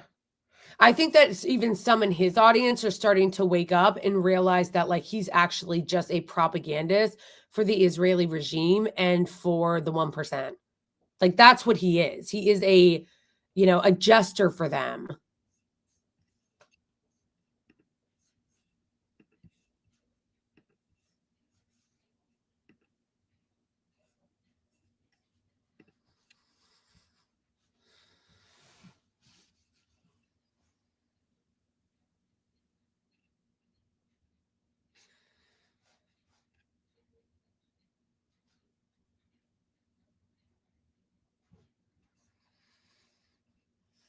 Geez, guys, can you believe that Christmas is in like a week? Less than a week.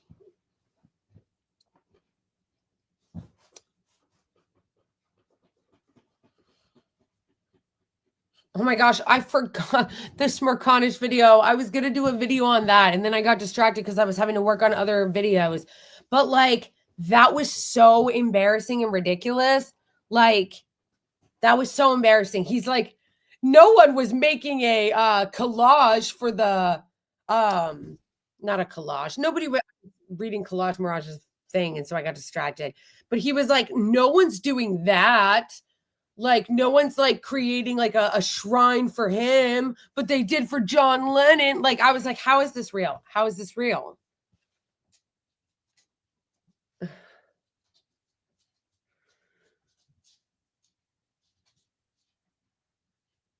It has been weirdly silent on Christmas this year. I think it's because it's just not as exciting when you've been watching a genocide all year. At least that's how I feel.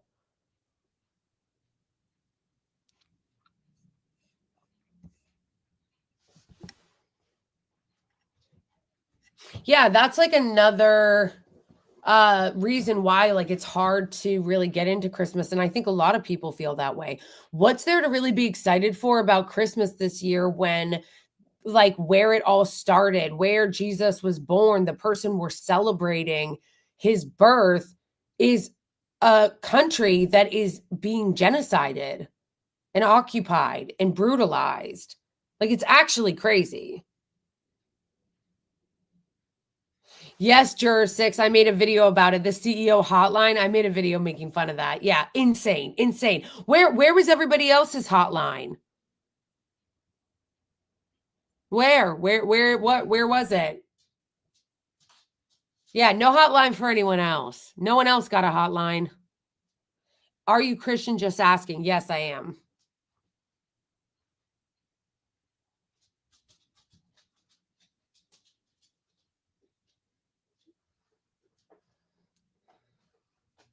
They actually set up what? Oh, the CEO hotline. Yeah, for real. It's so embarrassing.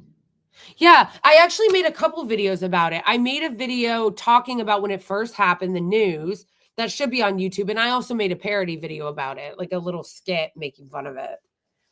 Because it was just so embarrassing and cringe. Do the families of the victims of school shooters, do they get a hotline?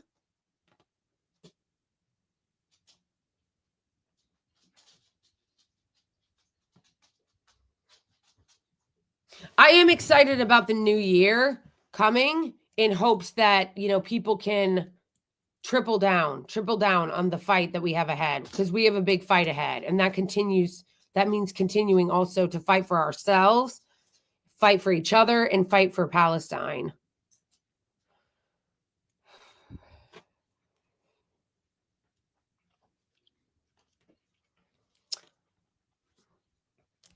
And with that, I think I'm probably going to wrap this up. This will be my last stream before Christmas. I will be doing a members only stream, but I need you guys to actually answer the poll. So if you're not in Discord, join the Discord, because I put a poll in Discord, and I want to do a members only AMA that I told you guys I would do, but I still haven't been able to find a time. So answer the poll, you guys, in Discord, those of you who are members. And it doesn't matter if you're a member on Ko-Fi, if you're a member on Patreon, or if you're a member on YouTube, you can join the members only stream, but answer the poll. Also, I don't think, real quick, Donald, you said, I do think Luigi's being overpraised and exalted. Yeah, but the thing is about it is that it's not really people praising him and exalting him. It's really rage people feel against the system. So yeah, I'm excited also for the new year, guys, because I have a lot of, like goals that I have for this year to grow this channel and to grow the community and to be more consistent in my lives. That's, like I said, one of my New Year's goals is to be a lot more consistent in my lives, have set days that I do my lives, like twice a week that I do, and all of that shit. So I'm excited. I am excited about that. I'm excited about building this community in the new year, excited about having a more consistent schedule to live stream. And in the meantime, even though this will be my last live stream before Christmas, I will be continuing to put out content as I always do. So I will have a lot of content coming for you guys. I will have a lot more content coming for you guys this week. As I always do, I always am putting out new content, always churning out new videos. Yeah, new videos, new content, new TikTok. So if you don't follow me on TikTok already, follow me on TikTok, Instagram, Twitter, follow me on all the socials, and make sure that you like and subscribe to YouTube or anywhere that you're watching this, and that you hit the bell for notifications so it'll let you know when I go live. I think that that's it. Become a member if you haven't already become a member. And I think that that's it. Join Discord. I love you all. Free Palestine, free Luigi.